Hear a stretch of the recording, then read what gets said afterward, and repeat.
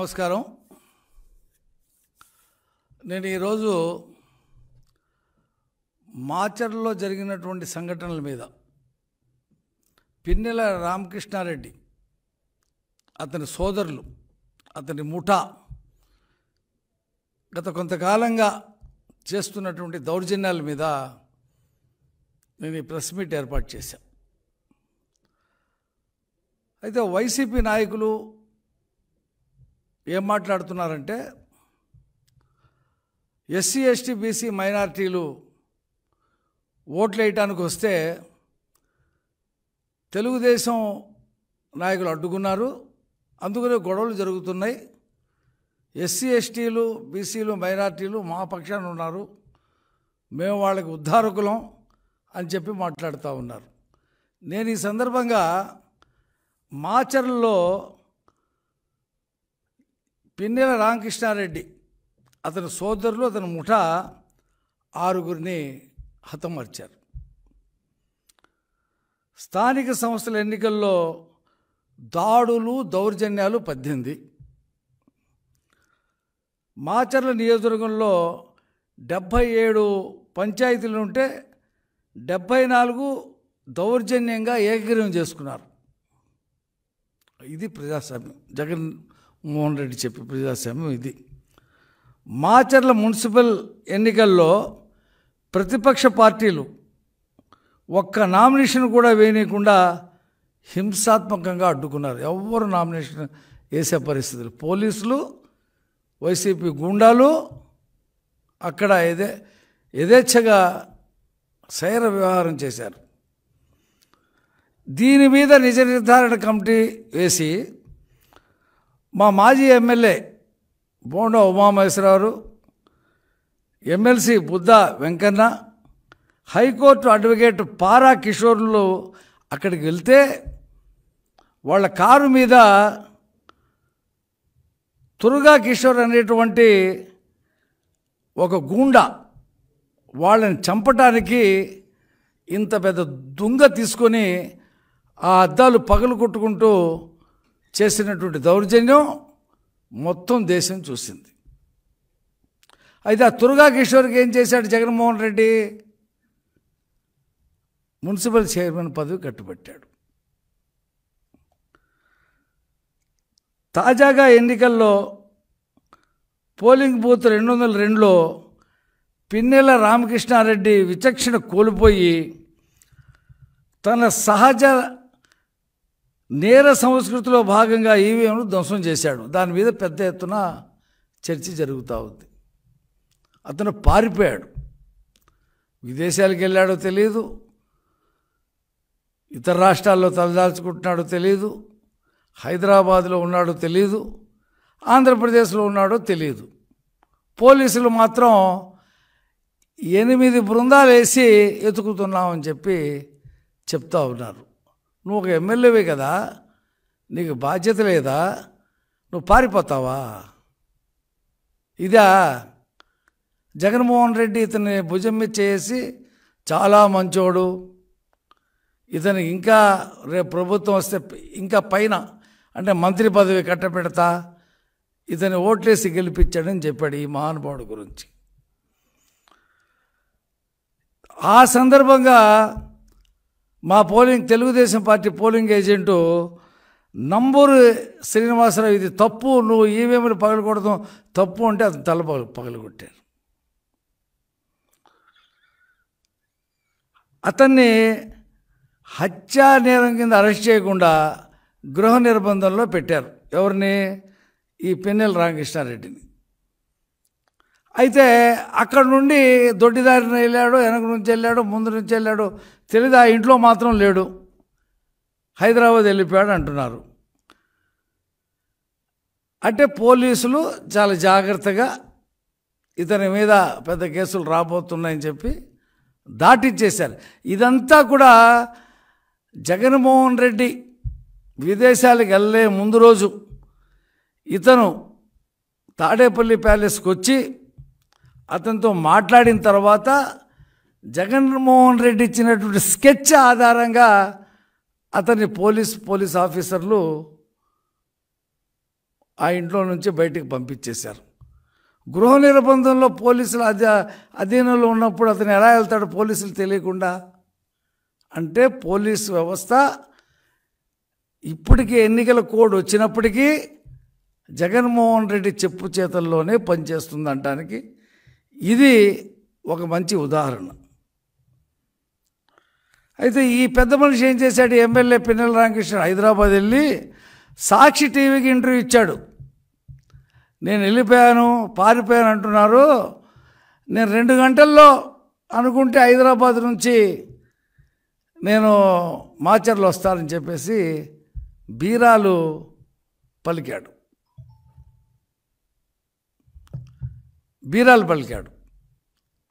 అయితే బీరాలు పలికాడు. మరి ఇప్పుడు ఎక్కడున్నాడో తెలీదు. ఎన్నికలు ముగిసి 10 రోజులైనా పిన్నెల్లి రామకృష్ణారెడ్డిని అరెస్టు చేయకుండా ప్రభుత్వ యంత్రాంగం పనిచేస్తూ ఉంది. అంటే జవహర్ రెడ్డి దీన్ని నడుపుతున్నాడని చెప్పి మేము స్పష్టంగా చెప్తా ఉన్నాం. జవహర్ రెడ్డి ఆధ్వర్యంలో ఇవాళ ప్రభుత్వం పనిచేస్తుందా? సిఎస్ఈ సెంట్రల్ ఎలక్షన్ కమిషన్ ఆధ్వర్యంలో నడుస్తుందా అనేది మాకు అర్థం కావట్లా. మొత్తం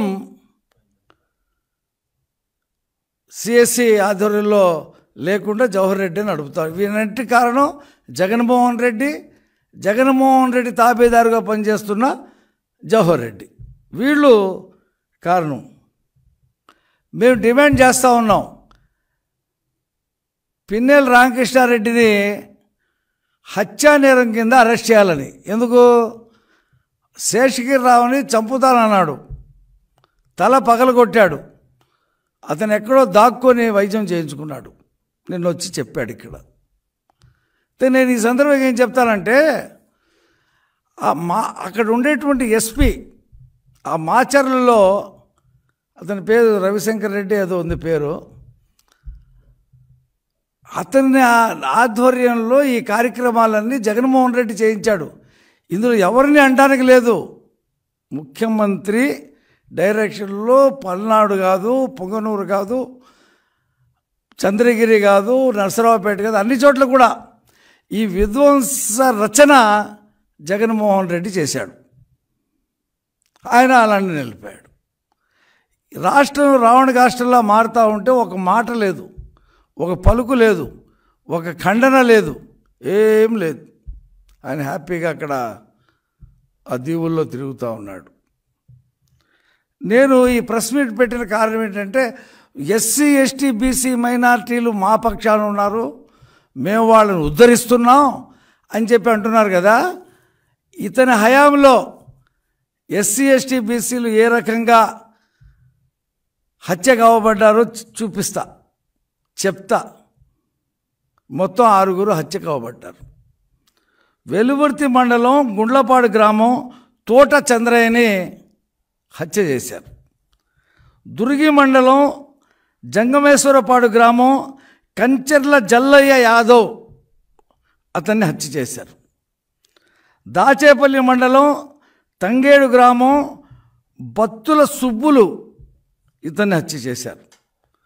మాచవరం మండలం పిన్నెల్లి గ్రామం ఖాదర్ భాష ఇతన్ని హత్య చేశారు.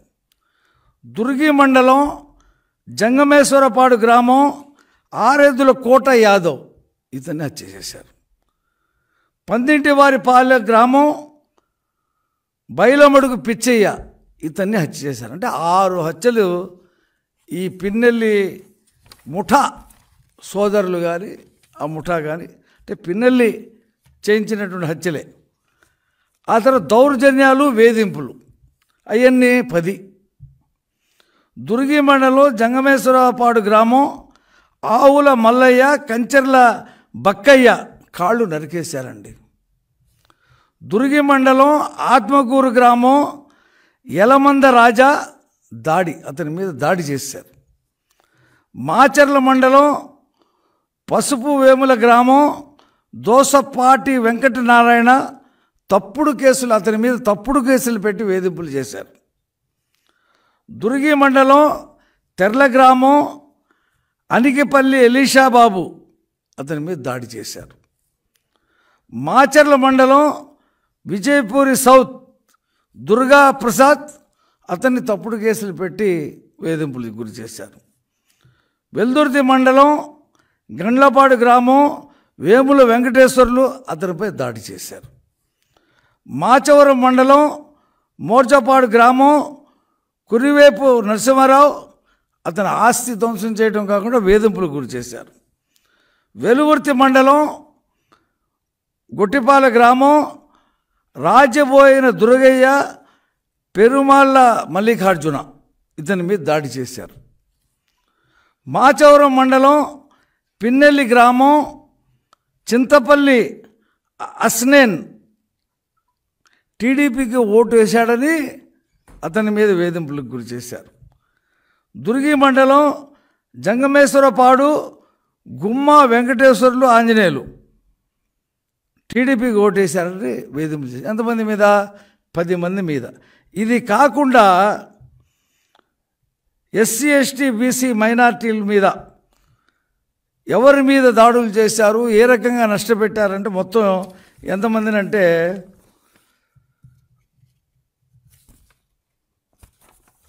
51 మంది మీద వేధింపులకు గురి చేసి నానా రకాలుగా చిత్రహింసలు పెట్టారు. ఇక వాళ్ళందరి పేర్లు చెప్పాలంటే 51 మంది పేర్లు చెప్పాలా? అది అది ఎందుకు అవసరం లేదు, ఫిగర్ చెప్పా. దీని మీద సాక్షి టీవీ ఏం చెప్పుద్దని చెప్పి నేను ప్రశ్నిస్తూ ఉన్నా. సాక్షి పేపర్లు మీరు వేయగలరా? ఈ 15-20 సంవత్సరాల నుంచి ఆ మాచర్ల నియోజకవర్గం స్వేచ్ఛకి స్వాతంత్రానికి కోల్పోయి ప్రాణాలు చేతిలో పట్టుకుని బతికేటువంటి పరిస్థితి. 100 మంది ముస్లిం కుటుంబాలు 2019 సంవత్సరంలో వాళ్ళు తెలుగుదేశంకి ఓటేశారని వాళ్ళ మీద వేధింపులకు గురి చేస్తే అక్కడి నుంచి ఇల్లు పిల్లా జల్లా తీసుకొని వాళ్ళు గుంటూరు రకరకాల పట్టణాలకి వెళ్ళిపోయారు. ఇంతవరకు తిరిగి వాళ్ళే కాదు, ఆ మాచర్ల నియోజకవర్గంలో అనేక మంది ఓసీలు కూడా వెళ్ళిపోయారు. ఓసీలు ఎంతమంది? 28 మంది ఓసీల మీద కూడా దాడి చేశారండి, వీళ్ళు వేధింపులకు గురి చేశారండి. ఈ రకంగా నువ్వు జగన్మోహన్ రెడ్డి నీ మంచోడు అని నువ్వు కితాబిచ్చినటువంటి పిన్నెల్లి రామకృష్ణారెడ్డి ఈ రకమైనటువంటి దాడులు చేస్తే నువ్వు అతనికి ఓటేయమని చెప్పి వీళ్ళు అడుగుతావా? ఇప్పుడు అతను ఎక్కడున్నాడో తెలియదు, పారిపోయాడు, పిల్లిలాగా పారిపోయాడు. పిన్నెల్లి పిల్లి పారిపోయింది. నువ్వు నిజంగా ఒక బాధ్యత కలిగినటువంటి ఎమ్మెల్యే, నువ్వు ఈవీఎం పగలగొట్టావు, అది కేసు బయటికి రాదనుకున్నావు. దేవుడు ప్రకృతి అనేది ఒకటి ఉంది. నీ దౌర్జన్యాలకి చెక్ పెడతానికి అది ఎలా వచ్చిందో బయటికి మొత్తం మీద అది సిట్టు దర్యాప్తులో వచ్చిందా, ఎలాగొచ్చిందో బాహ్య ప్రపంచానికి నీ విశ్వరూపం తెలిసిపోయింది. ఇక నీకు శిక్ష తప్పదు. చూలగంటి బ్రహ్మారెడ్డి మా పార్టీ నాయకుడు బాధ్యతలు తీసుకొని వస్తే మాచర్ల నియోజకవర్గంలో ప్రజలు బ్రహ్మరథం పట్టారు. ఎందుకు? ఈ కుటుంబ దౌర్జన్యాలు, దోపిడీ, అవినీతి, ప్రకృతి సంపదలు, గనులు మొత్తం దోచేసుకుంటున్నారు, మళ్ళీ బానిస కింద చేశారు.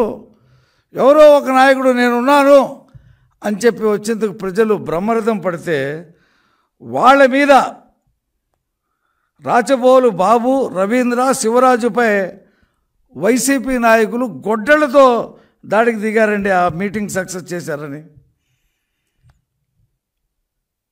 రెంటచింతలకు చెందిన టీడీపీ నేత సర్వారెడ్డిని డిఎస్పీ కార్యాలయం సమీపంలోనే దాడికి తెగబడ్డారు.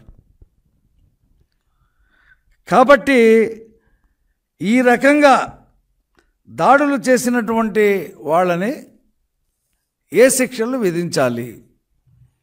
ఎన్నికల ప్రక్రియ ప్రజాస్వామ్యంలో ఓటు అనేది ఆయుపట్టు లాంటిది, ఊపిరి లాంటిది.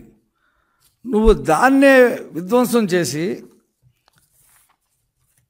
చేస్తే నీకు ఎన్ని సంవత్సరాలు ఓటు లేకుండా శిక్షించాలి ఈసీ చెప్పాలా? నీకు అసలు ఓటు ఇవ్వకూడదు. నీకు కానీ నీ తమ్ముళ్ళకి కానీ నీ ముఠా ఎవరైతే ఉన్నారో వాళ్ళు బహిష్కరిస్తే, ఓటు నుండి తీసేస్తే, ఓటు హక్కు తీసేస్తే మిగతా చోట్ల కూడా ఒక భయం అంటూ వస్తుంది. అంటే జగన్మోహన్ రెడ్డి మళ్ళీ ముఖ్యమంత్రి అవుతాడు, మనకేం ప్రాబ్లం లేదని చెప్పి పోలీసులు ఇతనికి వంత పాడారు. కేసు నమోదులో కూడా గుర్తు తెలియని వ్యక్తులు వచ్చి ఈవీఎంలు ధ్వంసం చేశారని చెప్పి కేసు రాశారు. ఇప్పుడు బయటకు వచ్చిన తర్వాత మళ్ళీ ఎఫ్ఐఆర్ మార్చి ఇతను A1 కింద పెట్టారు. టీడీపీ ఏజెంట్ మంజుల మీద ఎలాగ దాడి చేశారు చూశారు, ముఖం మీద గొడ్డలతో. ఆ అమ్మాయి ప్రాణాలతో బయటపడింది. 10 మంది దాడి చేసింది, ఓ మహిళను కూడా చూడకుండా. కర్రలు రాళ్ళు తీసుకుని కారంపూడిలో బీతాహం సృష్టించారు. ఎమ్మెల్యే తమ్ముడే ఓ పెద్ద రాడ్ తీసుకొని ఊరంతా తిరిగాడు. అక్కడ ఏజెంట్లుగా కూర్చున్నటువంటి తెలుగుదేశం ఏజెంట్లుగా కూర్చున్నటువంటి వాళ్ళని ఇళ్లలో వాళ్ళ భార్య పిల్లల్ని వేధిస్తూ, నువ్వు గనక బయటికి రాకపోతే ఇలాగే ఇలా హింసిస్తామని చెప్పి వీడియో తీసి చూపించి వాళ్ళని భయభ్రాంతికి గురిచేసి బయటికి తీసుకొచ్చి రిగ్గింగ్ చేసుకున్నారు. కాబట్టి దీని మీద ముఖ్యమంత్రి ఏం చెప్తాడని చెప్పి ఆంధ్రప్రదేశ్ ప్రజలు ఎదురు చూస్తూ ఉన్నారు. లండన్ నుంచి కూడా మాట్లాడవచ్చు. ఇవాళ సాంకేతిక పరిజ్ఞానం బాగా ఉంది, సాంకేతికమైనటువంటి సౌకర్యాలు ఉన్నాయి. అక్కడ నుండి దీన్ని ఖండిస్తూ జగన్మోహన్ రెడ్డి మాట్లాడతాడా, లేకపోతే సమర్థించి మాట్లాడతాడా, లేదా అక్కడ ఉండి ఇంకా కథ నడుపుతాడా? మాకు అనుమానం ఉంది. ఏంటంటే ఇవాళ ఆర్ఓలు చాలామంది కౌంటింగ్కి వెళ్ళం బాబు, మేము మమ్మల్ని ఇప్పటికే భయపెడుతున్నారు, కౌంటింగ్కి వెళ్తే చంపేస్తామంటున్నారు, ఒకళ్ళు వెళ్ళినా సరే పడిన ఓట్లు వైసీపీకి వచ్చినాయి చెప్పి రాయండి అని చెప్పి మా మీద ఒత్తిడి చేస్తున్నారు, మాకు మెడికల్ లీవ్ ఇవ్వండి అని చెప్పేసి వేడుకుంటున్నారు. అంటే ఎంత భయానకమైనటువంటి వాతావరణం ఈ రాష్ట్రంలో ఉందో మనం చూస్తూ ఉన్నాం. ఇదంతా కూడా రేపు కౌంటింగ్ ప్రక్రియలో జవహర్ రెడ్డి కనుక ఉంటే కౌంటింగ్ ప్రక్రియ కూడా సరిగ్గా జరుగుద్దో లేదో అనేటువంటి అనుమానం మా తెలుగుదేశం పార్టీకి మిత్రపక్షాలకు ఉంది. కేంద్ర ఎన్నికల సంఘం ఇప్పటికైనా సరే ఈ 10 రోజులకు ముందు జవహర్ రెడ్డిని తొలగించడం మంచిది, అది ప్రజాస్వామ్యానికి మంచిది. కేంద్ర ఎన్నికల సంఘం ఆ పని చేయాలి అని చెప్పి తెలుగుదేశం పార్టీ డిమాండ్ చేస్తూ ఉంది. తెలుగుదేశం పార్టీ వాళ్ళు వచ్చి దౌర్జన్యాలు చేశారంట. ఎన్నికల సంఘం తెలుగుదేశం పార్టీతో కుమ్మకైపోయిందంట, రిగ్గింగ్ చేసుకున్నారంట. అంబటి రాంబాబు హైకోర్టుకి వెళ్తాడు. ఈ రాష్ట్రంలో దౌర్జన్యాలకి మారుపేరు వైసీపీ, దారుణాలకు మారుపేరు వైసీపీ. డ్రైవర్ సుబ్రహ్మణ్యాన్ని చంపి డోర్ డెలివరీ చేసి కాల్చుకుంటావో పూడ్చుకుంటావో అని చెప్పి వెళ్ళినటువంటి ఎమ్మెల్సీ అనంతబాబుని ఎంబటేసుకుని తిరుగుతున్నవాడు ముఖ్యమంత్రి. అతను చాలా మంచోడు. అలాగా ఈ రాష్ట్రంలో ఈ రాక్షస పాలనకి అంతం జరిగింది. ప్రజలు పెద్ద ఎత్తున ఓటేశారు. 4వ తారీఖు నాడు తెలుస్తుంది. కానీ 4వ తారీఖు నాడు కౌంటింగే చాలా సవాలుగా మారింది. కాబట్టి కేంద్ర ఎన్నికల సంఘం జవహర్ రెడ్డిని తక్షణం ఆ పదవి నుండి తొలగించాలా. మొత్తం వ్యవస్థలన్నింటినీ కూడా సర్వనాశనం చేశాడు జగన్మోహన్ రెడ్డి. వాటిని పునరుద్ధరించి ప్రజాస్వామ్యాన్ని కాపాడాలని చెప్పి తెలియజేస్తూ